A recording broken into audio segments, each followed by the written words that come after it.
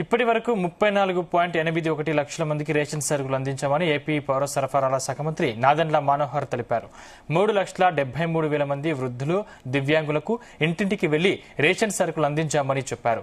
వృద్ధులు, దివ్యాంగులకు ఈ నెల 5లోగా రేషన్ ఇవ్వాలని డీలర్లను ఆదేశించినట్లు చెప్పారు.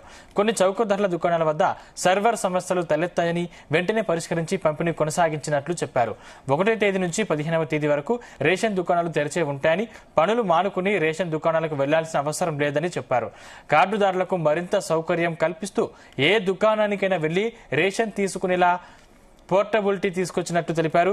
ప్రతి డీలర్కు 10% ఎక్కువగా సరుకులు సరఫరా చేసినట్లు చెప్పారు. రాష్ట్రపతికి నేను విజ్ఞప్తి చేసేది మార్పు కోసమే చేసిన కార్యక్రమం. 1వ తారీఖు నుంచి 15వ తారీఖు వరకు ఉదయం 8 నుంచి 12 వరకు, మధ్యాహ్నం 4 నుంచి 8 వరకు మీకోసమే ఈ తలుపులు తెరిచి ఉంటాయి. మీరెవ్వరు కూడా కంగారు పడి 2 రోజుల కోసం, 3 రోజుల కోసం, అంటే ఇదివరకు అలవాటు అయిపోయింది వ్యాన్లు వచ్చినప్పుడే మనం సరుకులు తెచ్చుకోవచ్చు అని. అటువంటిది ఏమీ లేదు. ఈ 15 రోజులు వీళ్ళు తెరిచే ఉంటారు. ఎక్కడా ఏమి ఇబ్బంది లేకుండా మీకు సరఫరా జరిగేటట్టు. దీంతో పాటు మీరు పక్కనున్న మీ షాప్ కాకుండా వేరే షాప్కి వెళ్ళి తెచ్చుకోవాలనుకున్నా కూడా పోర్టబిలిటీ అంశం కూడా మేము ఈసారి అవకాశం కల్పించాం.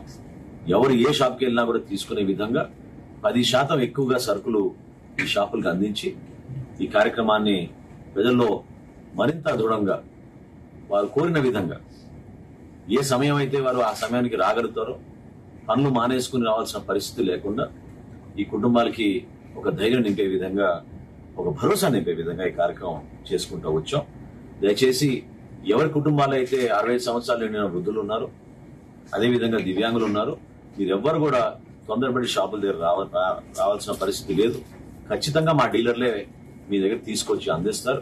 దానికి సంబంధించిన ఫొటోస్ కూడా, అంటే ఈ 3,73,000 మంది లబ్ధిదారుల దగ్గరికి ఎవరైతే మా డీలర్స్ వెళ్ళి అందించారో అనేక ఫొటోస్ వృద్ధులు, దివ్యాంగులు వీళ్ళందరి గురించి కూడా మా హెడ్ ఆఫీస్కి వచ్చాయి.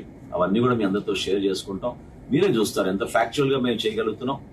లాజిస్టికల్ గా కొన్ని ఇష్యూస్ ఖచ్చితంగా క్షేత్రస్థాయిలో ఈ కార్యక్రమం చాలా సంవత్సరాల తర్వాత మళ్ళీ మనం పునరుద్ధరించాం కాబట్టి చిన్న చిన్న సమస్యలు ఉన్నాయి.